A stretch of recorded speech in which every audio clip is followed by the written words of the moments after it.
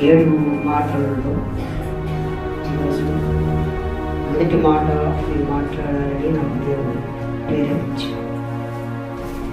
లోకాసు వార్త 23:34 వచ్చారు. తండ్రి, మీరేం చేస్తున్నారో మీరు వెనుకలు కనుక వీరిని క్షమించు.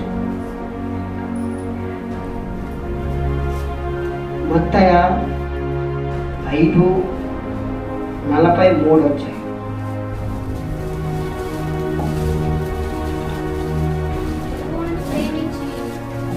వారిని ప్రేరేపించి నీ శత్రువును ద్వేషించు. కలిగించి చెప్పిన మాట మీరు విన్నారు కదా.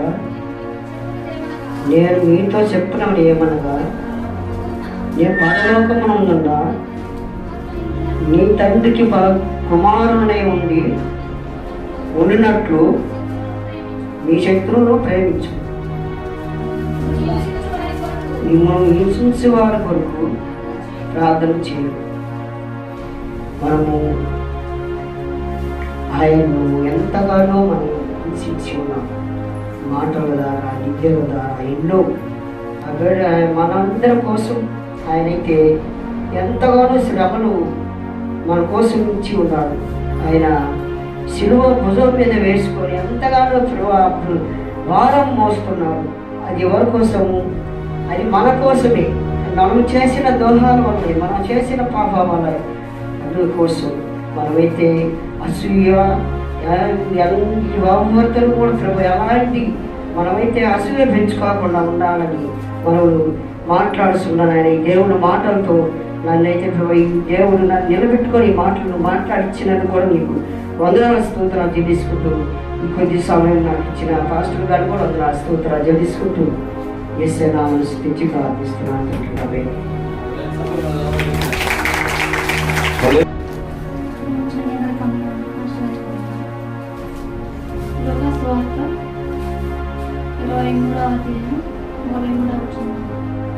అందుకు ఆయన వానితో, నేడు నీవు నాతో చెప్పుచున్నాను మాటలు చెప్తుంది. ఆ తర్వాత 3వ మాట వరకు మీరు అందరు సిద్ధపడి ఉండాలని ప్రయత్నిస్తాం.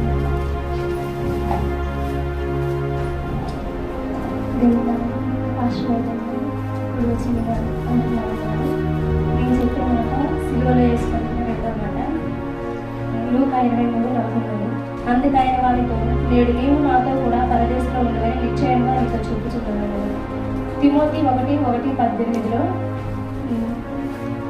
దేవుడు పాపులను రక్షించుటకు మన లోకానికి వచ్చాడు. ఇక్కడ క్రీస్తు యేసుని ఎన్నో హింసలు పెట్టి కపాలమనబడిన స్థలంలోకి తీసుకువెళ్ళినప్పుడు అక్కడ దేవునితో పాటు 2 దొంగలు కూడా సిలువ వేయబడ్డారు. అందులో 2 దొంగలు దేవునితో మాట్లాడారు. ఏ విధంగా మాట్లాడారంటే, మొదటి దొంగ, నీవు దేవుణ్ణి దూషిస్తూ నీవు దేవుడవు కదా, నీవు రక్షించుకొని అదేవిధంగా మమ్మల్ని రక్షించమని హేళనగా మాట్లాడుతూ దేవునితో మాట్లాడాడు. అయితే ఇతడు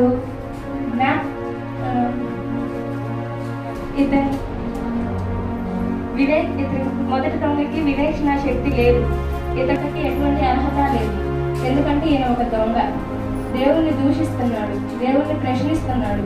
నీవు దేవుడవు కదా, నీవు ఏదో వివేచన చేసి నిన్ను రక్షించుకొని అదే పనిలో భాగంగా మమ్మల్ని రక్షించమని స్వార్థపూరితమైన ఆలోచనతో దేవునితో మాట్లాడుతున్నాడు. ఇది మొదటి దొంగ పరిస్థితి. అయితే రెండవ దొంగ అతనిని, నీవు అదే శిక్షా విధిలో ఉన్నావు కనుక నీవు దేవుడికి భయపడవా? మనకైతే ఇది న్యాయమే, మనం చేసిన పాపాల నిమిత్తము మనకి ఈ శిక్ష తగినదే. కానీ ఆయన ఏ తప్పిదము చేయలేదు. ఆయనకి ఇది ఏ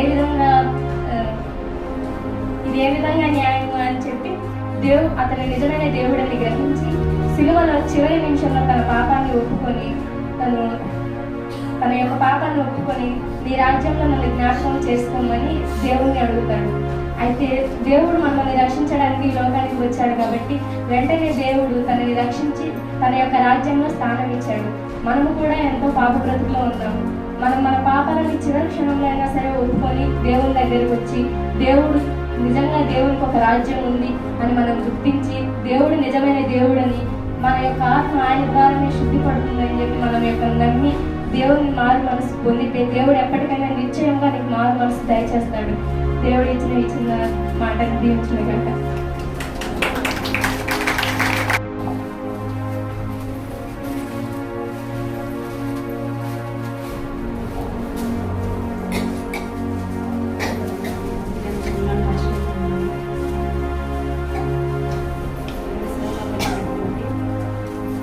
ఏడు మాటలలో ఫస్ట్ మాట వచ్చేసి వివరించారు, రెండో మాట వచ్చి వివరించారు, మూడో మాటగా యోహాను సువార్త 19వ అధ్యాయము 26 యేసు తన తల్లియు తాను ప్రేమించిన శిష్యుడును దగ్గర నిలుచుండుట చూచి, అమ్మా ఇదిగో నీ కుమారుడు అని తన తల్లితో చెప్పాడు. మాస్టర్ గారు వందనాలు. ఇప్పుడు వచ్చిన మీ అందరికీ నా వందనాలు.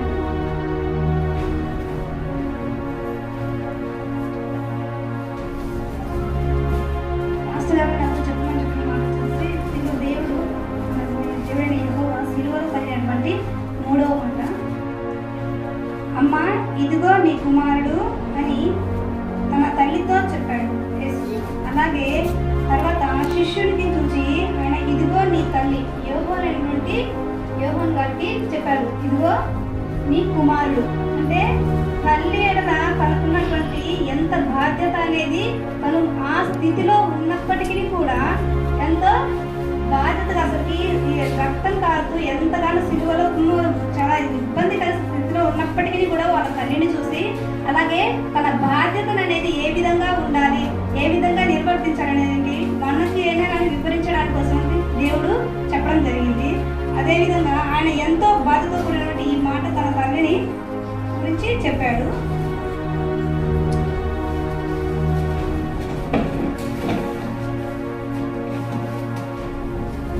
తల్లిదండ్రుల పట్ల విధేయత ఎలా ఉండాలనేది నిర్గమకాండము 20వ అధ్యాయము 12వ వచనంలో వివరించడం జరిగింది. చదవండి. బైబిల్ తీసి దేవుడు ఏం దేశంలో ఈ తల్లిని సన్మానిస్తుంది. Thank you. అంటే మనము తల్లిదండ్రుల ఎడల విధేయత కలిగి ఏ విధంగా తగ్గింపు స్వభావం అంటే తగ్గింపు విధేయత అంటే మనకి లోబడి ఉండడం అనేది స్వభావం అనే మాట అర్థం వస్తుంది దానికి విధేయత అనే దానికి. సో దానికి నువ్వు ఎంత తల్లిదండ్రులకు విధేయత కలిగి ఉంటావో నీకు అంత దీర్ఘాయుష్ అనేది దేవుడు దయచేస్తాడని మనకు తెలియజేయడం జరుగుతుంది ఇక్కడ. అంటే మనం కొంతమంది చాలా ప్రేమగా విధేయత కలిగి ఉన్న తల్లిదండ్రుల కుటుంబాలు ఉన్నాయి. అలాగే తల్లిదండ్రులు ఎంతగానో బాధ పెట్టి హింసించే కుటుంబాలు ఈ లోకంలో మస్తు చాలా ఉన్నాయి. కానీ అలా ఉండకుండా దేవుడికి ఇష్టమైనటువంటి కుటుంబాలుగా ఉండాలి అంటే తల్లిదండ్రుల మాటకి ఎంతగానో విధేయత కలిగి తగ్గింపు స్వభావాన్ని కలిగి ఉండాలని దేవుడు మనతో నిశ్చయంగా మాట్లాడుతున్నాడు. అలాగే తల్లిదండ్రులు నిర్లక్ష్యం చేయకూడదు. తల్లిదండ్రులు ఏ రకంగానూ నిర్లక్ష్యం అనేది చేయకూడదు. ఎందుకంటే వాళ్ళు వృద్ధాప్యంలో ఉన్నప్పుడు, వాళ్ళు యవ్వనంలో ఉన్నప్పుడు నీకు ప్రతి బాగోగులు చూసినటువంటి తల్లిదండ్రులని వాళ్ళు వృద్ధాప్యంలో వచ్చేసరికి వారి యొక్క శక్తి అనేది ఉడిగిపోయి వాళ్ళు ఎంతగానో వాళ్ళ పనులు చేసుకునే స్థితిలో ఉన్నప్పటికీ కూడా ఆ తల్లిదండ్రులు మనం ఆదరించకపోయినట్లయితే వాళ్ళు ఎంతగానో మేము ఇంత చాగి ఇంత చేస్తే ఎందుకు ఈ బిడ్డను ఇలా ఉన్నారని చెప్పేసి వాళ్ళు చెప్పుకోలేక బయట ఎంతగానో వేదన పడతారు. అలాంటి వేదన అనేది దేవుడికి మంచిగా అలాగా చేస్తే తల్లిదండ్రులుగా మంచిగా తల్లిదండ్రులు కుమారులకి ఎవరికైనా కానీ అది విధేయత అనేది చూపించదు. వాళ్ళ నిర్లక్ష్యం అనేది చేయకూడదు. ఒక చిన్న మాట, చైనాలో నేను ఒక దాంట్లో చదివాను. చైనాలో ఒక తండ్రి కుమారు ఉంటారు. అయితే వాళ్ళకి అదొక ఆచారం అంట. ఏంటి, ముసలి వాళ్ళు అయిన తర్వాత తల్లిని తీసుకెళ్ళి దూరంగా అడవిలోకి తీసుకెళ్ళిపోయి అక్కడ వదిలేసి వచ్చాడంట. అయితే ఆ కొడుకు తను తీసుకొని భుజం మీద ఎక్కించుకొని ముసలావిడ అయినప్పటికీ ఎక్కించుకొని తీసుకొని దూరంగా వెళ్తూ ఉన్నాడంట. ఆ ఎక్కిన అలా భుజం మీద ఎక్కించుకున్న నుంచి ఆవిడ ఊరికే ఈ కొమ్మలు వెళ్తూ గమనిస్తున్నాడంట. ఏంటి నువ్వు ఊరుకోవు ఎందుకు అలా చేస్తున్నావు అని ఎంత ఇసుకున్నప్పటికీ కూడా అయినా కానీ ఏం మాట్లాడకుండా తల్లి ఎంతో ఓపికతోటి వెళ్ళిపోయిందంట. ఇంకా కోపం వచ్చి నువ్వు ఎంత చేసినా నువ్వు ఊరుకోవు అని చెప్పేసి ఆ వెక్కిన కిందకి ఇసేసాడంట. తను అనిందంట, అయ్యా ఇంత దూరం తీసుకొచ్చావు కదా, చాలా వ్యయ ప్రయాసంతో వచ్చావు కదయ్యా, నువ్వు చాలా కష్టపడ్డావు, ఈ చాలా దూరం వచ్చావు మనము, ఈ దోవ నువ్వు కనుక్కుంటావో కనుక్కోలేవు అని ఆ ఆకులన్నీ మనం వచ్చే దోవలో వేసానయ్యా. నువ్వు ఆ దోవలో కనుక్కోలేదయ్యా. నేనంటే నేను ఇలా అనుకోతుంటే అప్పుడు తల్లి కాళ్ళ మీద ఏడ్చి, వద్దమ్మా నీకు ఈ పరిస్థితి వద్దమ్మా అని చెప్పి మళ్ళీ తీసుకొని తను వాళ్ళమ్మని ఇంటికి తీసుకొచ్చాడు. సో నిజంగా ఎంత గొప్ప కార్యం నిజంగా. అంటే ఆ తల్లిని మనము వాళ్ళని సన్మానించకపోయినా, వాళ్ళని మనం ఎంతో చేయకపోయినా పర్లేదు, కానీ వాళ్ళకి ఒక వృద్ధాప్యంలో ఉన్నప్పటికీ వాళ్ళకి ఒక మంచి స్థాయి, వాళ్ళకి కనీసం వాళ్ళు ఉండేటట్టు చూసుకుంటే చాలు. వాళ్ళు అనేక రకాల మాటలు మాట్లాడాల్సిన అవసరం లేదు, వాళ్ళు అనేక రకాల హింసించాల్సిన శారీరకంగా మానసికంగా ఇబ్బంది పెట్టాల్సిన అవసరం కూడా లేదు. ఇంకోటి వచ్చేసరి సరే ఈ మధ్య రీసెంట్గా జరిగింది, మీరందరూ కూడా తెలుసుంటుంది నాకు తెలిసి.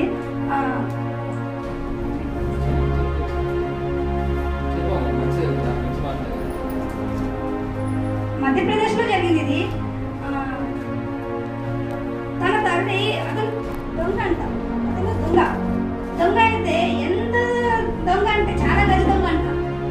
తర్వాత ఈ మధ్య రామ మందిరం అని చెప్పేసి జరిగింది కదా, అక్కడ జరిగినటువంటి ఆ రామాయణటువంటి దాన్ని ఆ బుక్లో దాన్ని చదివి అతను పశ్చాత్తాపం పొంది తన యొక్క శరీరాన్ని తొడ భాగాన్ని కోసి తన తల్లికి చెప్పులు కొట్టించాడు. తన తల్లికి అంత అవసరం లేదు, మనం అంతగా గొప్పగా చేసినటువంటి పని లేదు, మన తల్లిదండ్రులని ప్రేమ చూసుకుంటే చాలు. అలాగే దేవుడు తన స్థితిలో, తన యొక్క అంత స్థితిలో ఉన్నప్పటికీ కూడా తన తల్లిని బాధ్యతలు ఏ విధంగా అయితే యోహాను గారికి అప్పగించారో అదే విధంగా మన తల్లిదండ్రులు ఎంతో బాధ్యతగా చూసుకోవాలని, అదేవిధంగా తల్లిదండ్రులు పడ్డ విధేయత బాధ్యత ఏ విధంగా కలిగి ఉండాలని దేవుడు అయితే ఏ విధంగా అయితే మనం కోరినాడో అదే విధంగా మనం చేస్తే దేవుడు సంతోషిస్తాడని, అలాగే మనం నిర్లక్ష్య పెట్టకుండా వాళ్ళని ప్రేమ చూసుకున్నట్లయితే దేవుడు మనల్ని అందరినీ ఆశీర్వదిస్తాడని నాకు ఈ వచ్చిరాని మాటలతో చెప్పాను. తప్పకుండా క్షమించండి. Thank you.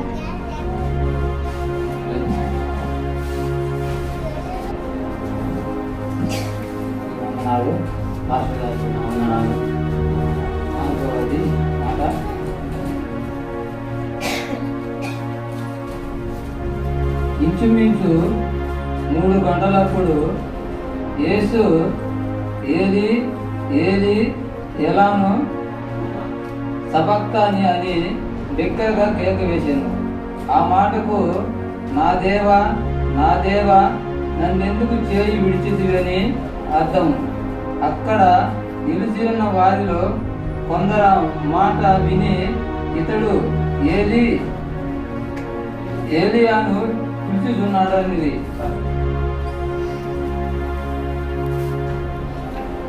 దేవుని స్తోత్రము. ఒకసారి వందనాలు. సభ ఇచ్చిన వందనాలు. చాలా మంచిది. మన ప్రార్థనలో కుటుంబాల్లో దేవుడు చేసినటువంటి మీరు మన కోసం ఉన్న శ్రమను కూడా మనం గుర్తుపెట్టుకుంటాము. అలాగే ఈ సంవత్సరం కూడా దేవుడు చక్కగా స్కూల్లో 6 స్కూళ్ళలో చక్కగా జరిగిందని నేను నమ్ముతున్నాను. ఒకసారి గుర్తు చేస్తున్నా పేరు మాటని. అలాగే ఇప్పుడు మరి 3 మాటలు చక్కగా వివరించినటువంటి దేవుడు తోడుగా ఉండాలని, మరొకసారి ఇంకా ధైర్యంగా చెప్పుడు వారికి ధైర్యం జ్ఞానం తెలియవాలని నేను తెలియజేస్తున్నాను.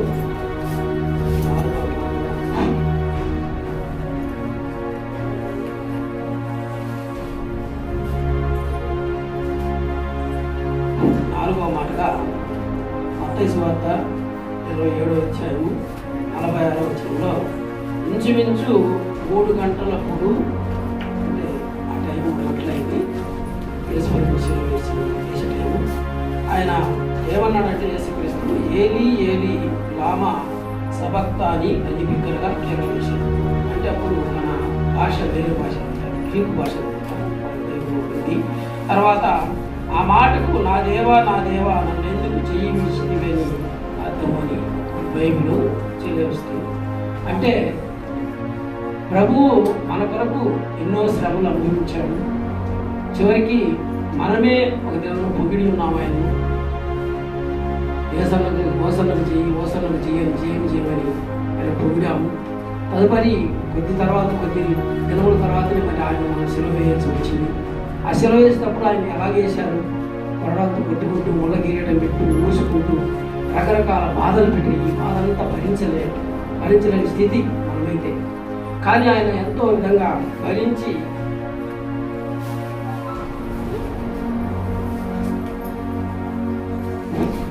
భరించాడు కాబట్టి మరి ఓర్చుకోలేని అంత బాధ ఇవ్వచ్చు.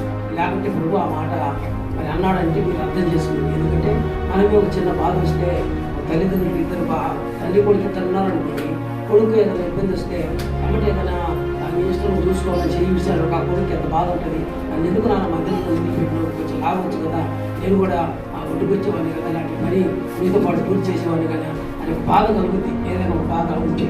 అలాగనే మరి కీర్తన గ్రంథం కూడా ఒక మాట ఉంది, 22:1 ఒక మాట చదవండి, మీకు అర్థమైంది. ఈ మాట మరి పరిశుద్ధ గ్రంథంలో ఎన్నో చోట్ల ఉంది, కానీ 2 మాటలు మరి వచనాల ద్వారా మీకు తెలియపరుస్తాను. నా దేవా నా దేవా నీవు నన్నేలా విడనాడితివి, నన్ను రక్షింపక నా ఆత్మధ్వని వినక నీవేళ దూరంగా ఉన్నావు. చాలు. అంటే ఇక్కడ కూడా చెబుతున్నాడు, దావీదు మహారాజు కూడా గ్రహించి ఆయన ఎన్నో కష్టాలు ఉన్నప్పుడు దేవునితో మాట్లాడాడు. ఆయన నా దేవా నేను ఎన్నో కష్టాలు ఉన్నాను, ఒకప్పుడు నేను దోసుకుని హింసుకుని నిజమే, ఆయన నేను పశ్చాత్తాపడి నీ దగ్గరికి వచ్చాను కాబట్టి నేను నా దేవా నన్ను ఎందుకు చేయించవయ్యా, విషమాకు, నన్ను పట్టుకో, నన్ను ఆత్మీయులు బలపరుచు, ఈ సంఘంలో మరి ఈ లోకంలో నన్ను ఒక గొప్ప మాదిరికరంగా ఉంచమని దేవుడు మరి దావీదు మహారాజు కూడా తను కోరుకున్నాడు. అలాగనే తండ్రితో ఆయన కూడా అయ్యా నన్ను చేయించావు, మరి పరిస్థితి అంతా ఇక నువ్వే చూసుకో అన్నట్టు దేవుడు నన్ను ఎందుకు చేయించని అన్నట్టు మనం లేఖనంలో చూస్తున్నాం. తర్వాత మరి హెబ్రీయులు రాసిన పత్రిక 5:7 కూడా ఒక మాట ఉంటుంది చూడండి. హెబ్రీయులు రాసిన పత్రిక 5:7 శరీరధారి అయి ఉన్న దినములలో మహారోదనముతోనూ కన్నీళ్లతోనూ తన్ను మరణం నుండి రక్షింపగల వానికి ప్రార్థనలను యాచనలను సమర్పించి భయభక్తులు కలిగి ఉన్నందున ఆయన అంగీకరింపబడను. చాలు. ఇక్కడ ఏమన్నాడు, శరీర దినాల్లో ఉన్నప్పుడు ప్రభు మన కొరకు ఎంతగానో కష్టపడ్డాడు. రోదనం వచ్చింది, కన్నీళ్లు వచ్చినాయి, తను మరణం నుండి రక్షించడానికి ప్రార్థనలు చేశాను, యాచనలు చేశారు. అలాగనే మనం కూడా మన యొక్క స్థితిగతులను బట్టి మనం భయభక్తులు కలిగి మరి ఉండాలంట. భయభక్తులు కలిగి ఉంటేనే ఆయన అంగీకరింపబడతాడు, మనం అంగీకరింపడతాం. మన దేవుని ఎందుకు మనకు భయభక్తులు అనేవి ఇవ్వనుకో దేవుడు మనల్ని అంగీకరించాడు.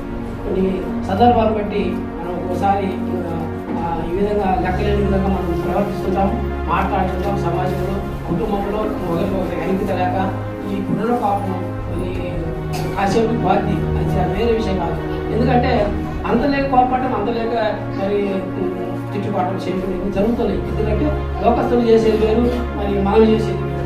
ఎందుకంటే మనం రక్షింపబడ్డాము, దేవుని దగ్గరగా ఉన్నాం, లోకం వేరే ఉన్నాం కాబట్టి మనం ఏం చెప్పిన మొదటి మాట ఏం చెప్పాడు, తండ్రి వీరు ఏం చేస్తున్నారు, వీరి వెలుగులు కనుక వీరు క్షమించగలను అన్నమాట. ఆ మాట ఎంత గొప్పది అంటే బైబిల్ మొత్తం మీరు చూసుకుంటే ప్రేమ, దేవుని ప్రేమ బైబిల్ మొత్తం ఉంది. ఇంత సంగతి మనకు అర్థమైంది. కనుక మనలో ప్రతి ఒక్కరిలో ప్రేమ ఉండాలి, సహనం ఉండాలి, మంచి గుణం కలిగి ఉండాలి. ఎందుకంటే ఎదుటివాడిని ప్రేమించే శత్రువుడైనా ప్రేమించగలిగిన మనస్తత్వం మనకు ఉండాలి. నేను కొంతమంది చూస్తున్నా వాళ్ళు శత్రువులు కదా అని వాళ్ళ తలంపులు ఉండి వాళ్ళకి ఏం పని అంటున్నారు. వాళ్ళు వాళ్ళతో ఏం పని వెళ్ళినప్పుడు వాళ్ళు మాట్లాడకపోతే దేవుని మాటలు వాళ్ళకి చెప్పకపోతే వాళ్ళు మారేది ఎప్పుడు, వాళ్ళు వెనకాల మళ్ళీ ఉంటారు కదా అని నేనంటాను. కొంతమందితో నన్ను వాదిస్తుంటారు, వాళ్ళు శత్రువులు కదా, వాళ్ళతో మనకి ఏం పని అని మనం చూసుకోవచ్చు. కదా శత్రువులు కరెక్టే, మనం వాళ్ళ గురించి ప్రార్థన చేయాలి, అవకాశాన్ని బట్టి ఇలా నడుచుకోవాలని మనం చెప్పాలి. కనుక మరి దేవుడు మరి బైబిల్ ఎంతో చక్కగా కొన్ని మాటలు తెలియపరుస్తారు. ఎందుకంటే శరీరంగా ఉన్నప్పుడు ఆయన ఎంతో మన కొరకు శ్రమపడి ఉన్నాడు. మనం కూడా ఈ శరీరంతో ఉన్నప్పుడు ఈ లోకంలో ఎంతో శ్రమ పడాలి, శ్రమ పొందాలి, శ్రమను భరించాలి. అయితే ఈ శ్రమను కూడా మనకు ఆత్మకు ఎంతో సంతృప్తి ఉందని దేవుని వాక్యం మనం తెలుసుకోవాలి. ఎందుకంటే ఆయన ఎల్లవేళ మనం కాపాడుతాడు, కాచి కాపాడుతాడు. దేవుని ఎందుకు ముఖ్యంగా మనం భయభక్తులు కలిగి ఉండాలని నేను మీకు తెలియపరుస్తున్నాను. ఎందుకంటే మరి ప్రభు ఎంత కష్టపడ్డాడో మీకు అందరికీ తెలుసు. ఎందుకంటే ఆయన ఈ భూలోకానికి రావాల్సిన అవసరమే లేదు. ఎందుకంటే ఆదాము ద్వారా వచ్చినటువంటి ఆ యొక్క యొక్క పాపము పోగొట్టుకోవడానికి మనకు పోగొట్టాలని ఆయన ఈ లోకానికి వచ్చి శిలువను మరణించి మరి మన కష్టాలను భరించి ఆయన రక్తం కార్చి మరి మనల్ని పరిశుద్ధిగా ఇచ్చాడు. పరిశుద్ధుడిగా బాప్తిసం తీసుకొని మీరు పాపం మారుమనసు పొందని చెప్పాడు. ఆ ప్రకారం మారుమనసు పొంది ఎవరైతే భయభక్తులు కలిగి మరి దేవుడు చెప్పిన మాటలు ఉంటాయి, ఆ మాటలు ఆత్మభావమైన మాటలు ఎన్నైతే ఎన్ని పాటిస్తే ఖచ్చితంగా మనం దేవుని యొక్క సన్నిధిలో ఉంటాం, దేవుని యొక్క రాజ్యం ఉంటాం. దొంగమై పరలోకంలో ఆ క్షణమే ఆయనకి ఏ బాప్తిసం లేదు, ఏం లేదు, అంతకుముందు తెలుసు తెలియదు కూడా తెలియదు. ఎందుకంటే ఫస్ట్ ఒక దొంగకు మాత్రం తెలిసే ఉంటుంది, తెలిసే ఉండబట్టే ఆ మాట అలాగే నేను నువ్వు రక్షించుకొని మమ్మల్ని రక్షించలేవాలి. అయితే రెండవ దొంగ ఏమన్నాడు, ఆయన తెలియదు వాస్తవం. మనం ఈ శిక్ష మనకు జరిగిందే కాబట్టి మీరైతే ఆయనైతే ఏం నేరం చేయలేదు, ఆయనకేమి ఎందుకు ఈ శిక్షని ఆ రెండవ దొంగని మరి పశ్చాత్తాపడు మరి తన యొక్క మనసును గాయపరుచుకున్నాడు కాబట్టి అప్పుడే పొందని చెప్పాడు. నువ్వు నాతో పరమేశ్వరులు ఉంటావు అంటే పరలోకంలో దేవుడితో పాటు తీసుకెళ్ళి చూస్తున్నాం. అలాగే మనం కూడా పరలోకంలో ఉండాలంటే దేవుని నమ్మకం కలిగి, విశ్వాసం కలిగి, నిరీక్షణ కలిగి, ఒకరికొకరు ఆదరణ కలిగి ఉండండి. ఒకరొకరు శత్రువులాగా ఉండొచ్చు. ఎందుకంటే నేను చూస్తూనే ఉన్న చాలా మందిని ఎదుటి వారి పట్ల నమ్ముకున్న వాళ్ళు ఎక్కువ శత్రువులుగా ఉంటున్నారు. అలా ఉండొద్దని నేను తెలియపరుస్తూ మరి ఈ 4వ మాటలో ఏమైనా తప్పులుంటే మరి దేవుడు మీ భాష గారు మన్నించాలని తెలియపరుస్తూ సమీక్ష భాష గారు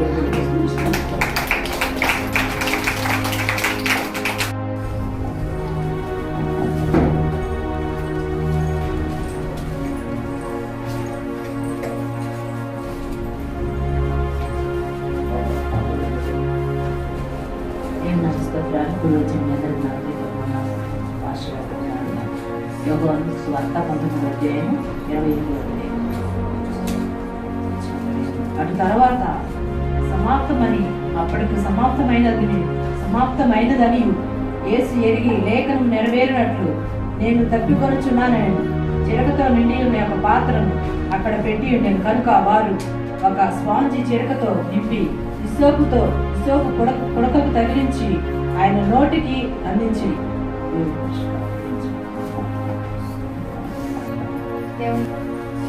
శిలువలో పలికిన 5వ మాట, నేను తప్పికొంచున్నాను. యోహాను సువార్త 19:28 దేవుడు చెప్తున్నాడు, నేను తప్పికొంచున్నాను. తప్పిక అనేది 2 రకాలుగా ఉంటుంది. శారీరక సంబంధమైనది, ఆత్మీయ సంబంధమైన తప్పిక అనేది. శారీరక సంబంధమైన తప్పిక కూడా ఇక్కడ దేవుడికి అవుతుంది. ఎందుకంటే మన పాపాల నిమిత్తమై అంత భారభరితమైన సిలువను ఎంతో దూరం నుంచి దేవుడు భుజాలపై వేసుకున్నాడు. అయితే మనకి కొంచెం దూరం నడవగానే చాలా దాహం వేస్తుంది. మనం వెంట వాటర్ బాటిల్, నీళ్ళ బాటిల్ తీసుకెళ్ళకపోయాం అనుకో మనకి చాలా తప్పిక అవుతుంది. కళ్ళు తిరిగి పడిపోతుంది అనే భయంతో మనం నీళ్ళ బాటిల్ వెంట పెట్టుకోబోతాం. కానీ దేవుడు మరి అంత ఎండవేళలో చెప్పులు లేకుండా ఏం లేకుండా అంత ఎండలో మన కోసం, మనం చేసిన తప్పుల కోసము సిలువను భుజం మీద వేసుకొని అంత భారమైనా కూడా భారం అనుకోకుండా, అంటే మన మీద ఎంత ప్రేమ ఉంటేనో ఆ భారాన్ని భరిస్తున్నాడు. కాబట్టి మరి దేవుడు సిలువని మోసుకొంచు కొండ మీద ఆ ఎండ ప్రాంతంలో వెళ్తున్నప్పుడు మరి దేవుడు దాహం వేసి ఉంటుంది, కానీ దేవుడు దాహాన్ని తీసుకోలేదు.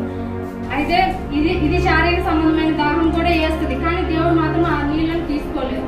కానీ ఆత్మీయ సంబంధమైన దాని గురించి మనం మాట్లాడుతున్నాం. ఆత్మీయ సంబంధమైన దాహం దేవుడు తప్పికొంచున్నాడు. మనం దేవుని యొక్క తప్పికను మనం తీరుస్తామా? తీర్చలేమా? తీర్చుదాంగా. ఎందుకు తీర్చలేము?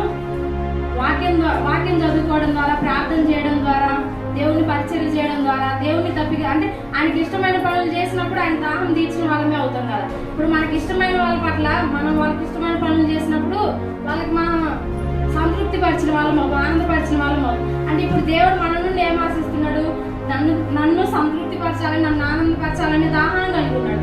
దాహం అంటే నీళ్ళ దాహం వేరు, ఆత్మీయ దాహం వేరు.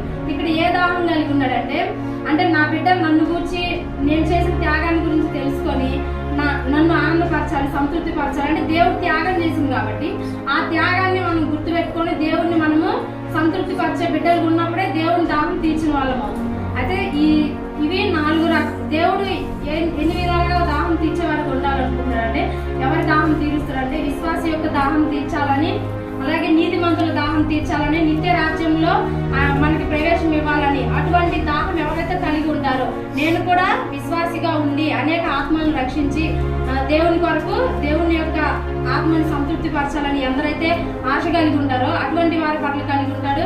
అదేవిధంగా నీతిమంతులు ఎవరైతే నీతికి యథార్థంగా జీవించాలనుకుంటారో వాళ్ళని కూడా దేవుడు అటువంటి ఆశ కలిగి ఉన్న వారి దాహాన్ని కూడా తీర్చడానికి దేవుడు సిద్ధంగా ఉన్నాడు. అదేవిధంగా ఇంకోటి నిత్య జీవం ఇవ్వడానికి, ఎవరైతే దేవుని మార్గంలో నడుచుకుంటూ దేవుని ఆజ్ఞలను పాటిస్తూ ఉంటారో వాళ్ళకి దేవుడు నిత్య జీవం ఇవ్వడానికి సిద్ధంగా ఉన్నాడు. ఎందుకంటే త్యాగం చేసినే మనకి నిత్య జీవం ఇవ్వడానికి, మన పాపాలను క్షమించి నిత్య జీవంలో మనం చేర్చుకోవాలని, దేవుని మార్గంలో నడిచే వరకు ఉండాలని దేవుడు మనల్ని మన కోసం ఈ త్యాగం చేసింది. అయితే మొదటిగా మనము ఆత్మల భారం కలిగి ఉండాలి. అంటే నేను దప్పిక కొంచున్నాను, మనం దేవుని దప్పిక ఎలా తీర్చాలంటే విశ్వాసి అయిన మనము, అంటే దేవుడు దాహం తీర్చుకోగలడు. ఎందుకంటే ఈ సముద్రాలని నదులను కలుగు చేసిన దేవుడు ఆయన దాహాన్ని తీర్చుకోలేడా, నీళ్ళని ద్రాక్ష రసంగా చేసిన దేవుడు ఆయన దాహాన్ని తీర్చుకోగలడు. దాహం తీర్చుకొని మరలా ఆయన బ్రతకగలడు శిలువ మీద నుంచి. కానీ ఎందుకు ఆయన దాహం అటువంటి దాహం కాదు, అది ఆత్మీయమైనటువంటి దాహం కలిగి ఉన్నాడు. అది మనము రక్షింపబడిన మనము, విశ్వాసమైన మనము అనేక ఆత్మల భారం కలిగి ఉండాలనే దాహాన్ని దేవుడు కలిగి ఉన్నాడు. ఎప్పుడు మనము ఒక విశ్వాసి ఎప్పుడు దేవుని దాహాన్ని తీరుస్తుందంటే తను ఆత్మీయంగా ఉండి తన క్రియల వలన, తన క్రియలను చూసి ఇంకొకరు పాటించే విధంగా తను విశ్వాసం కలిగి ఉన్నప్పుడే ఇంకొక ఆత్మను రక్షించగలదు. ఒక ఆత్మను మనం రక్షించాలంటే అంటే దేవుడు ఏం చెప్తున్న ఆత్మల భారం కలిగి ఉన్నాడు. రక్షింపబడిన మనము అంటే బాప్తీసం తీసుకొని నిజమైన దేవుడిని అంగీకరించిన మనము ఏం చేయాలి, మనం ముందుగా విశ్వాసాన్ని నింపుకొని మనం మంచి క్రియలు కలిగి ఉన్నప్పుడు మనం చేస్తున్న క్రియలను చూసి పక్క వాళ్ళకి చెప్పగలిగేది. మనలో మంచి క్రియలు ఉన్నప్పుడు పక్క వాళ్ళకి చెప్పగలిగేది. మనలో మంచి క్రియలు లేకుండా అసూయ, ద్వేషాలు, కలహములు ఇవన్నీ నింపుకొని పక్కన వాళ్ళు దేవుని నమ్ముకొని విశ్వాసిగా ఉండాలంటే ఎవరు నమ్ముతారు? ఎవరు నమ్మరు. ఇప్పుడు నాలో కలహం ఉంచుకొని, ద్వేషం ఉంచుకొని, మీ అందరి మీద పగ అలా ఉంచుకొని అమ్మ దేవుడు మంచివాడు, దేవుడు గొప్పవాడు నమ్ముకోండి అంటే మీరు నమ్ముతారా? ముందు నువ్వు నమ్ముకోమ్మా, నిన్ను గురించి తెలుసుకొని అంటారు. ముందు నీ హృదయాన్ని మార్చుకొని చెప్తారు. అయితే ఒక విశ్వాసికి మనం ఏం కలిగి ఉండాలి అంటే ముందు మన హృదయం మంచి క్రియలను చేసే విధంగా మార్చుకోవాలి మన హృదయాన్ని దేవుని కొరకు. అంటే దేవుని పనులు చేయడము కూడా దేవునికి ఇష్టమైన చేసినప్పుడు సంతృప్తి కలిగి ఉంటాడు. కానీ కొంతమంది విశ్వాసులు అంటే దేవుడు ఇచ్చిన టాలెంట్స్ ని ఉపయోగించుకో, పాటలు పాడడం, వాక్యం చదవడం, అయితే మన ఘనత కొరకు అవి ఉపయోగించుకోకూడదు. అంటే ఇప్పుడు నేను చెప్తున్నా అంటే నా ఘనత కోసం కాదు, దేవునికి మహిమ తేవాలని గురించి నేనైతే చెప్తున్నాను. అయితే పాటలు పాడడానికి మంచి స్వరం ఇచ్చినప్పుడు దేవుని నామానికి మాత్రమే మహిమ తేవడానికి పాటలు పాడాలి. వాక్యం కానీ దేవుని నామానికి మహిమ తేవడానికి మాత్రమే చెప్పాలి. ఈ అమ్మాయి చాలా జ్ఞానవంతురాలు, తెలివైన అనుకోవడానికి మాత్రం మనం చెప్పకూడదు. ఏ పాటి వారు మన జ్ఞానం ఏ పాటిది. కాబట్టి ఎంత తగ్గించుకొని ఉంటామో అటువంటి లక్షణాలు, క్రియలు అంటే అవే. అంటే తగ్గింపు స్వభావం కలిగి ఉండడం, ఇతర పట్ల ప్రేమ, దయ, కనికరం కలిగి ఉండడము, అసూయ లేకుండా ఉండడు, కలహం లేకుండా ఉండడు, అలాంటివి కలిగి ఉన్నప్పుడే కదా మంచి క్రియలు అనేవి. అవే కదా దేవుడు చెప్పింది మనకి. అటువంటి మంచి క్రియలు మనం కలిగి ఉన్నప్పుడే ఇతరులకు మనం చెప్పగలిగేది. అమ్మ మారమ్మ, నేను ఇట్లా దేవుని తెలుసుకున్నాను, దేవుడు చాలా మేలు చేస్తాను మనకి నమ్ముకుంటే, నేను ఇట్లా నమ్ముకున్నా కాబట్టి మీకు కానీ మేలు చేస్తాను, నాకు మేలు జరిగిందని మనం పక్కన వాళ్ళకి చెప్పగలిగేది ఎప్పుడు వస్తుంది మనకి? ముందు మనం దేవుణ్ణి పాటించినప్పుడే, దేవుని ఆజ్ఞని, దేవుని మార్గాన్ని మనం పాటించినప్పుడే, మనం చెప్పినప్పుడు వాళ్ళు వింటారు. సరే ఈ అమ్మాయికి మేలు చేశారు అనుకుంటా, తను చెప్తుంది విశ్వాసం ఉంచి నేను కూడా దేవుని నమ్ముకుంటానని అప్పుడు వాళ్ళు నమ్ముతారు. అదేవిధంగా మనం దేవుడు ఎందుకు తప్పికొంచున్నాడంటే మనం ఎన్నో బాధల నుంచి, ఈ లోకంలో ఎన్నో బాధలు పడి ఉంటాం. దేవుని విడిచిపెట్టి లోకానుసారంగా పాపం చేసి ఇలా తెలుసో తెలియక చేయడం వలన అనేక బాధలు పడి ఈ కుటుంబ సమాధానం లేకుండా ఇట్లా శోధనలు పడి ఉంటాం. అటువంటి వారు ఇప్పటికైనా తెలుసుకుని దేవుని దగ్గరికి వచ్చినప్పుడు అటువంటి వారి దాహాన్ని కూడా దేవుడు తీరుస్తాడు. అట్లా ఎన్నో బాధలతో దేవుని మందిరానికి వచ్చినప్పుడు దేవుడు వారితో మాట్లాడి సమాధానం పరిచి ఆనందాన్ని ఇస్తాడు. కాబట్టి మనం ఏం చేయాలంటే ముందు మనం రక్షింపబడి అనేక ఆత్మలు రక్షించే వారుగా ఉండాలంటే ముందు మనలో మంచి క్రియలు ఉండాలి. దేవుని క్రియలు మనం కలిగి ఉండి ఒక విశ్వాసం మంచి క్రియలు కలిగి ఉన్నప్పుడు ఇంకొక విశ్వాసి చెప్పి మందిరానికి తీసుకొని రాగలరు. కాబట్టి మనం మంచి క్రియలు కలిగి ఉండాలి విశ్వాసులైన వాళ్ళు. ఎందుకంటే దేవుడు దాహం తీర్చుకోవాలి. సమరయ స్త్రీ దాహం తీర్చును, బండ నుండి నీళ్ళని రప్పించిన దేవుడు ఆయన దాహం ఆయన తీర్చుకోలేడా. కానీ ఇది ఆ దాహం కాదు. అంటే నేను ఇంత త్యాగం చేసిన శిలువలో, కానీ నా కొరకు ఎంతమంది మరి తన మారు మనసు కలిగినారా, ఇంత త్యాగం చేసినందుకు నా త్యాగాన్ని గుర్తు చేసుకొని ఎవరైతే నిజమైన రక్షకుడని నన్ను అంగీకరిస్తారని, ఎంతమంది రక్షింపబడతారని ఎదురు చూస్తా ఉంటాడు. ఆత్మలు రక్షించాలి, నేను వాళ్ళని రక్షించాలి, ఎవరు నన్ను తెలుసుకుంటారో, నా ప్రేమను తెలుసుకుంటారు, నా త్యాగాన్ని తెలుసుకుంటారు, అటువంటి వాళ్ళని నేను నిత్య జీవం ఇవ్వాలి, వాళ్ళని విశ్వాసులుగా మార్చాలి, నా సన్నిధానంలో చేర్చుకోవాలని దేవుడు ఆశ దాహం కలిగి ఉంటాడు. అటువంటి దాహాన్ని కలిగి ఉంటాడు. విశ్వాసమైన మనం కూడా మంచి క్రియలు కలిగి ఉండాలి. అదేవిధంగా విశ్వాసులనే వాడుకోవడం అనేక ఆత్మలు రక్షించడానికి. ఇక్కడ బైబిల్ గ్రంథంలో సమరయ స్త్రీ ఉంది కదా, సమరయ స్త్రీ బావి దగ్గర ఉన్నప్పుడు ఆమెతో చెప్తాడు కదా, నేను ఇచ్చి నీళ్ళు తాగినప్పుడు నీవు దప్పికొనవు, ఇంకెన్నడూ దప్పికొనవు అని చెప్తాను. అంటే అవి ఆమె ఏమనుకుంటుంది, నిజమే దేవుడా మా ఇంటి దగ్గర నీళ్ళు రావట్లేదు, మా పిల్లలకి మేము మోసుకోవాల్సి వస్తున్నది అని అనుకొని అడుగుతున్నది. బైబిల్లో ఉంది ఆ విషయం, నేను సొంతంగా చెప్పట్లేదు. ఆమె ఆ విధంగా ఆలోచించింది. అంటే నా పిల్లలు కష్టాలు దూరంగా వెళ్ళి తెచ్చుకోలేకపోతున్నాము, నిజంగా మా ఇంటికి వస్తే ఏమో ఇవ్వు అనే ఆ ఆలోచనతో ఆలోచిస్తుందాం. కానీ దేవుడు ఏం చేస్తుంది, సమరయ స్త్రీతో మాట్లాడినప్పుడు ఆమెతో చెప్తాడు, నీ పెనిమిటి ఎక్కడని అడుగుతాడు ఆమెను మొదట. అంటే నాకు పెనిమిటి లేడు అంటది. కానీ అది అబద్ధం కదా ఆమె చెప్పింది, నీకు 5 పెనిమిట్లు ఉన్నాడు, ఇప్పుడు ఉన్నవాడు నీ పెనిమిటి కాడు అని చెప్తాడు. అంటే అప్పుడు ఆమె ఏమనుకు దేవునికి అబద్ధం చెప్పింది. కానీ దేవుడు ఏం చేసిన ఆమె హృదయాన్ని గ్రహించాడు. మన హృదయాంతరం నెరిగిన దేవుడు కాబట్టి ఆమె హృదయంలో ఉన్నటువంటి బాధలైన, సంతోషమైన, దుఃఖమైన లేదా పాపమైన ఏదున్నా కానీ మన హృదయంలో దేవుడు గ్రహించగలని ఇప్పుడు అర్థమైంది కదా. ఎందుకంటే సమరయ స్త్రీ అబద్ధం చెప్పింది, నాకు పెనిమిటి లేడు అని చెప్పింది. ఆమె చెప్పొచ్చు కదా, నాకు 5 ఇట్లా చేసింది, ఎందుకు చెప్పుకోలేకపోతుంది, ఆమె చేస్తుంది తప్పు కాబట్టి. ఒక్కడే ఉన్నాడు అది కానీ చెప్పలేదు. అయితే దేవుడు అన్నాడు కదా, నీకు 5 ఉన్నారు, ఇప్పుడు ఉన్నవాడు నీ పెనిమిటి కాడు అని చెప్పి. అప్పుడు ఆమెకి ఏమనిపించింది, అసలు ఏంది నా హృదయంలో నేను అసలు ఏ మాట చెప్పలేదు కదా, ఈయనేమో నా చుట్టుపక్కల ఉండేవాళ్ళు కాదు, మా బంధువులు కాదు, ఈయనకి ఎలా తెలిసింది నా హృదయంలో అని ఆమె ఆలోచించుంటది. ఈయనకి ఎక్కడ తెలిసి నాకు 5 పెనిమిట్లు ఉన్నది, ఇప్పుడు ఉన్న పెనిమిటి నా పెనిమిటి కాదని అని ఆమె ఆలోచించుంటది. అయితే ఇప్పుడు ఈ సమరయ స్త్రీలో దేవుడు ఎంతమంది రక్షించుకుని దాని గురించి చెప్పడానికి ఈ సమరయ స్త్రీ గురించి చెప్తున్నా. అయితే ఆమెతో మాట్లాడినప్పుడు ఆమె అంటుంది, సత్యమే చెప్పావు దేవుడు, అంటే నువ్వు చెప్పింది సత్యమే అని ఆమె చెప్తుంది. చెప్పి ఆమెతో మాట్లాడిన మాటలన్నీ ఆమె వెళ్ళి ఊర్లో వాళ్ళు చెప్తుంది. ఇప్పుడు ఆమె చెప్పకపోయినా కానీ ఆమె హృదయంలో ఉన్న అంటే ఆమె చేసినటువంటి ఆమెకున్న స్థితిని దేవుడు చూసిండు. ఆమె అబద్ధం చెప్పిన ఆమె స్థితిని చూసి ఆమె గురించి ఆమె మాట్లాడిండు.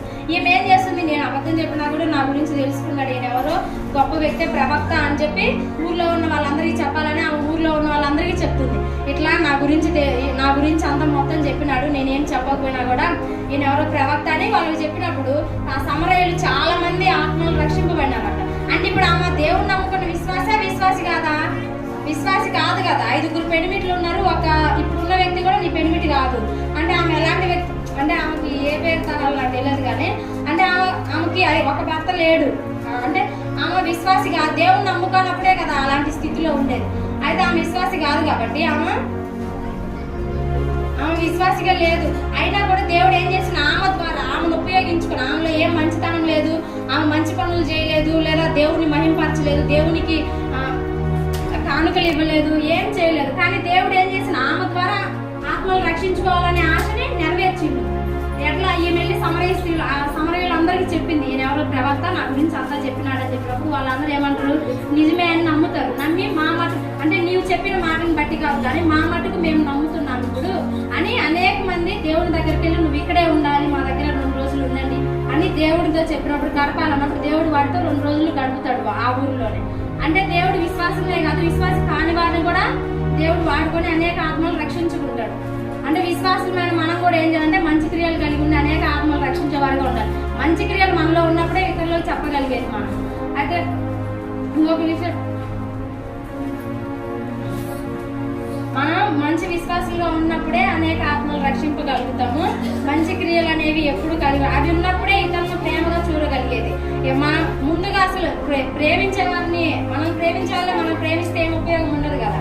మనల్ని ప్రేమించిన వారిని ప్రేమించమని చెప్పింది దేవుడు. అంటే ఇప్పుడు ఇది సమరయ స్త్రీ, ఆమె మంచి ఆమె కాదు. అంటే దేవుని దృష్టిలో ఆమె స్థితి అందరూ దేవుడికి తెలుసు, ఆమెకి తెలుసు. కానీ ఆమె దేవునికి అబద్ధం చెప్పింది. సృష్టికర్త కానీ హృదయాన్ని ఎరిగిన దేవుడు కదా, ఆయనకు అబద్ధం చెప్పింది. కానీ దేవుడు అంటే మనం ఏ స్థితిలో ఉన్నాం, ఇప్పుడు సిలువ మన కోసం సిలువలో ప్రాణం పెట్టింది కదా, త్యాగం చేసింది కదా. ఇప్పుడు మనం కానీ ఏం గ్రహించాలి, నిజమే ఒకవేళ నేను దైవసేవునికి అబద్ధం చెప్పొచ్చు, మీ దగ్గర అబద్ధం చెప్పొచ్చు, మా తల్లిదండ్రులకు అబద్ధం చెప్పొచ్చు. కానీ దేవుడికి తెలుసు నా హృదయంలో ఏముందో, నా పరిస్థితి ఏందో, నా బాధ ఏందో, లేకపోతే నా ఆనందం ఏందో, నా సంతోషం ఏందో అన్ని దేవుడికి తెలుసు. మరి నేను ఇప్పుడు అబద్ధం చెప్పినాను, బాధలో ఉండి కూడా సంతోషంగా ఉన్నానన్నా కూడా అది దేవుడికి తెలుసు, నేను సంతోషంగా ఉన్నా బాధలో ఉన్నా. అంటే ఇప్పుడు మనము ఏ స్థితిలో ఉన్నాం, పాపంలో ఉన్నామా, అంటే దేవుని మార్గంలో నడుచుకుంటున్నామా, పాప మార్గంలో నడుచుకుంటామో అది గుర్తెరిగి మనం ఇప్పుడైనా ఇక నుంచైనా ఈ సిలువ దేవుడు సిలువలో మన కోసం త్యాగం చేసినటువంటి ఈ ఈస్టర్ రోజైనా కూడా మన హృదయాల్లో మన హృదయం అనేది ఏ స్థితిలో ఉందో గ్రహించుకొని దొంగలో ఏ విధంగా అయితే నిజమైన పశ్చాత్తాపం కలిగిందో అటువంటి నిజమైన పశ్చాత్తాపం అంటే దేవుడికి తెలుసు ఆ దొంగలో నిజమైన పశ్చాత్తాపం కలిగిందని. అంటే ఎట్లా తెలిసింది?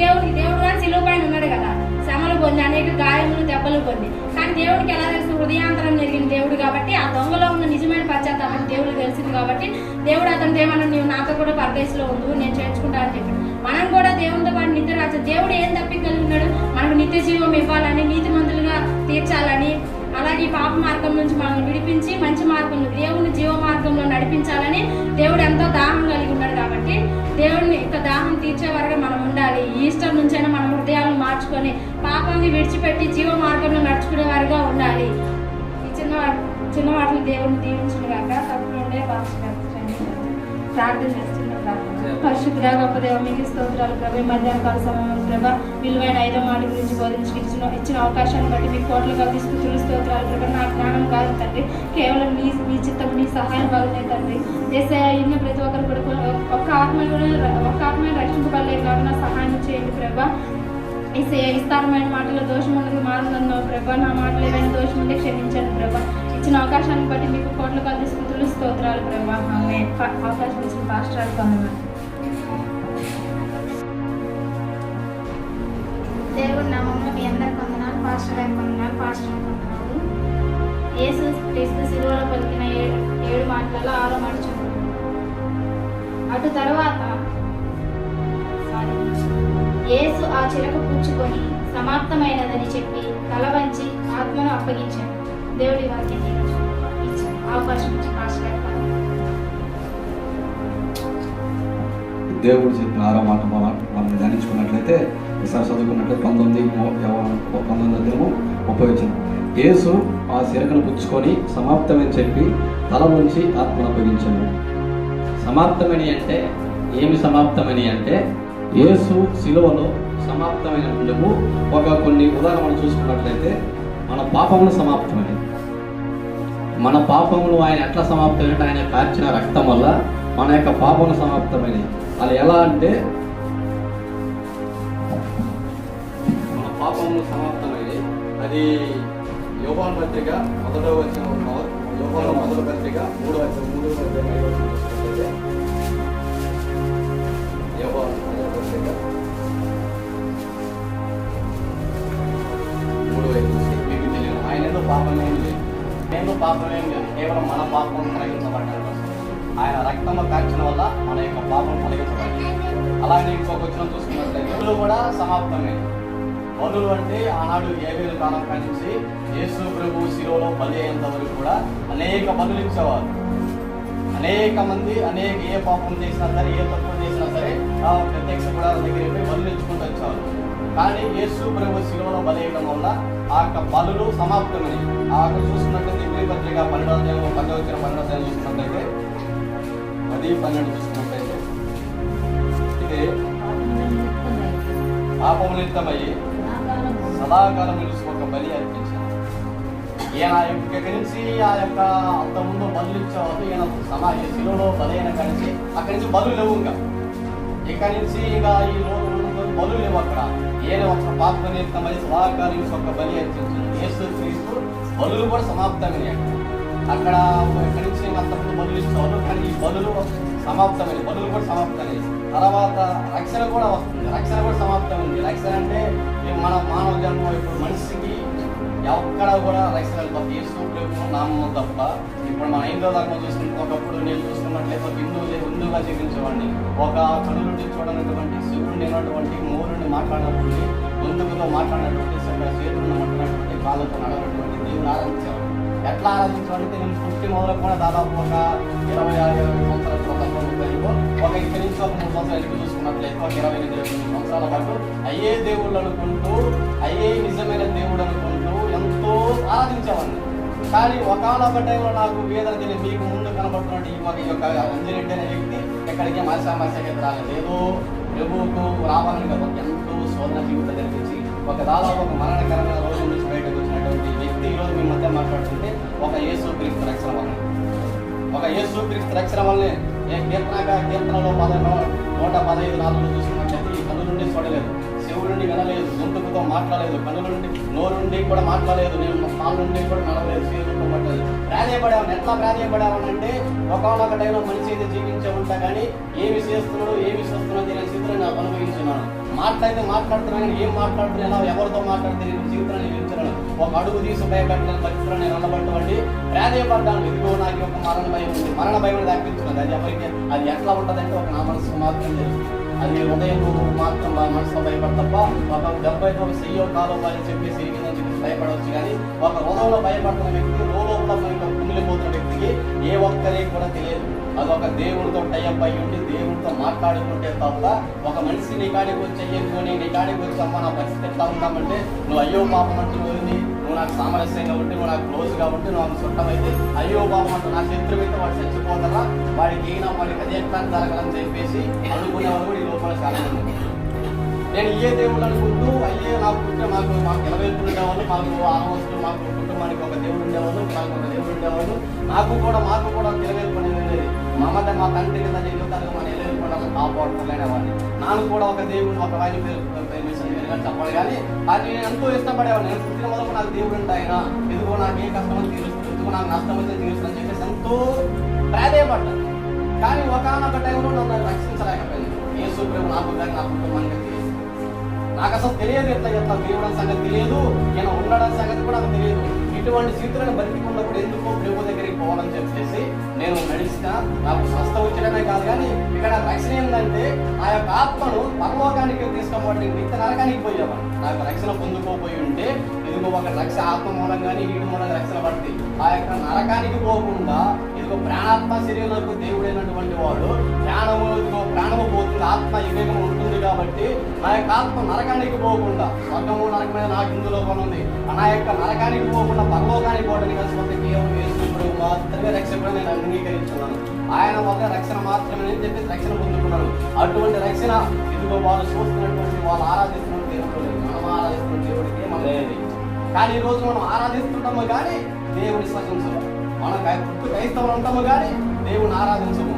ఒక్కసారి దేవుడితో టైప్ అయి ఉంటే ఎట్లా ఉంటుందంటే దానికి ఉదాహరణ లేదేమో. మనం విశ్వసించాలా, మనం నమ్మాలా. ఎంతైతే నువ్వు నమ్ముతావు నమ్మవాడికి సమస్తం సాధ్యం బైబిల్ అన్న చెబుతుంది. యెహోవాను బైబిల్ కావాల్సిన వాక్యం చెబుతుంది. అట్లా ఉండబట్టే ఒకనొకటి ఆహారం లేకుండా నిద్ర లేకుండా సరే వాక్యాన్ని బోధించినటువంటి వాడిని ఈ రోజు మీ మధ్య మాట్లాడుతున్న ఒక యేసు మాత్రం రక్షణ కలిగించాడు. ఆయన మాత్రం నిలబెట్టుకున్నాడు. ఈ మధ్య ఇది ఎక్కడ అక్కడ కను నుండి చూడనటువంటి కాడ ఇద్దరు దగ్గర రక్షణ లేదని నమ్మి ఉన్నాడు. మన అది రక్షణ కూడా సమాప్తమైంది. మనం ఇంకో విషయం చూసుకున్నట్లయితే దేవుడి వల్ల ధర్మశాస్త్రం రోమీయుల రాసిన పత్రిక 10వ అధ్యాయము 4వ వచనం చూసుకున్నట్లయితే నీతి కలుగుడికి క్రీస్తు ధర్మశాస్త్రంకి సమాప్తి అయి ఉన్నాడు. ఇక్కడ ధర్మశాస్త్రం కూడా సమాప్తమైంది. ధర్మశాస్త్రం అంటే ఒకప్పుడు యేసు ప్రభు రాని కాలంలో ధర్మశాస్త్రం బట్టి ఇలా ఆనాడు ఎవరైనా తప్పు చేస్తే వారిని ఇద్దరు సాక్షులను పెట్టి రాళ్ళతో కొట్టి చంపేవారు. బైబిల్ గ్రంథం చెప్తుంది. ఒక ధర్మశాస్త్రం కూడా సమాప్తం. ఇప్పుడు యేసు ప్రభు ఏం చేసింది, ఆ శిలువలో మరణమయ్యి ఒక ప్రేమను చూపిండు. ఆయన ఒక ప్రేమను చూపి చంపడం ద్వారా కాదు రక్షించడం ద్వారా అని చెప్పేసి ఆయన నీ కోసం నా కోసము మరణమయ్యి ఆ శిలువలో ధర్మశాస్త్రం కూడా సమాప్తం చేయబడింది. అటువంటి గొప్ప కార్యాలు ఈ యొక్క శిలువలో సమాప్తమైన చెప్పేసి దేవుడిని తప్పుదలు చేసినాడు. ధర్మశాస్త్రం కూడా సమాప్తమైంది. ఆనాడు ఎంతో తప్పు చేస్తే మనం రాళ్ళతో కొన్ని చంపేవాడు సాక్షులు పెట్టి. కానీ ఇప్పుడు యేసు ప్రభు ఒక ప్రేమను చూపించినట్టు ఇదిగో నీ పొరుగువాడిని ప్రేమించి తీర్చినట్టు మనం ఎక్కడ ఆ యొక్క ప్రేమను పెట్టబట్టి ఇదిగో నీ కోసం నీ తల్లి తండ్రి కూడా ప్రేమను కట్టలేదు, ప్రాణం కట్టలేదు. మనం ఒకరిని ప్రేమతో తీసుకోలేము. ఒకరిని చేస్తామంటే వారిని మనం ఏం చేస్తామంటే ఇంకా దేశిస్తూనే ఉంటాం. కానీ మనలో మనిషిగా ఉన్నాం కాబట్టి మనకి ఇప్పుడు కూడా ప్రేమించే స్వభావం లేదు. బైబిల్ వాక్యం చెప్తుంది ఇదిగో నిన్ను వల్ల నీ పొరుగువాడిని ప్రేమించమంటుంది. ఈరోజు అటువంటి జీవితం మనకు ఎవరూ లేదు. కానీ క్రీస్తు ఈ యొక్క శిలువలో దానమైన తర్వాత ఈ యొక్క శిలువలో మాకు చెప్పేది ఏంటంటే ఇదిగో ఈ యొక్క ప్రేమను కూడా పంచి అదిగో ఆ యొక్క మరణం చంపడం ద్వారా కాదు ఇదిగో ప్రేమను పంచి మార్చొచ్చు కూడా చెప్తుంది. మనం ఎవరిని కూడా హింసించకూడదు, ఎవరిని కూడా ఇబ్బంది పెట్టకూడదు. మనము మాటల ద్వారా క్రీస్తు ప్రేమను చూపించి నడిపించాలి. నాకు కూడా ఒకప్పుడు వేస్తాను కుళ్ళు కుతంత్రాలు ఉండేవి, అసూయ దేశం ఉండేవి. కానీ ఎప్పుడైతే ప్రేమ క్రీస్తు శిలువలో మరణమేడో ఇదిగో నేను మిమ్మల్ని ప్రేమించినదని మీరు ఎదుగుని ప్రేమించుకోండి.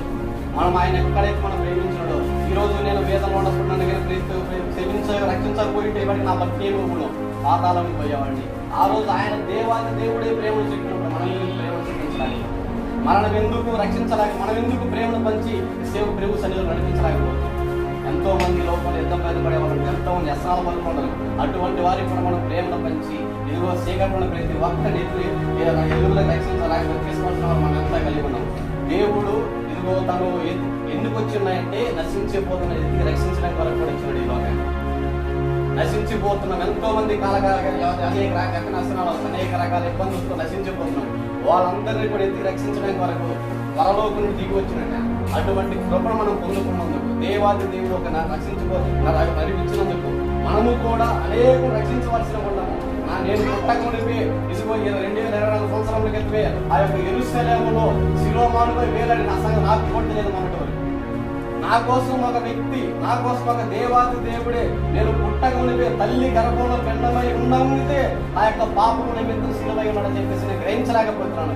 ఈ లోపల ఎంతమంది గ్రహించలేకపోతున్నాడు. ఆయన రక్తంలో మనం కడగబడ్డాం, కానీ సొత్తుగా మనం ఉన్నాం. ఆయనకు సొత్తుగా మనం అలాగే మరణాన్ని కూడా సమాప్తం చేసిండు. ఇదిగో మరణమాని ఈజేమెక్కడ మరణమాని ముళ్ళెక్కడ మరణపు ముళ్ళు ఒలిచినటువంటి మన దేవుడు ఈ రోజు మరణము కూడా సమాప్తమైంది. ఆ యొక్క శిలువలో మరణమైన యేసుక్రీస్తు వారికి మరణం లేదు, కేవలం పునరుద్ధానం మాత్రమే ఉంటుంది. ఇటువంటి ఎన్ని మన యేసుక్రీస్తు ఒక శిలువ మానవ ద్వారా అనేక సమాప్తం ఇంకా చాలా ఉంటాయి. కానీ నాకు అవకాశం ఉన్న వరకు నాకు గుర్తొచ్చినగా చెప్తున్నాను. ఇటువంటి అవకాశం నాకు ఫస్ట్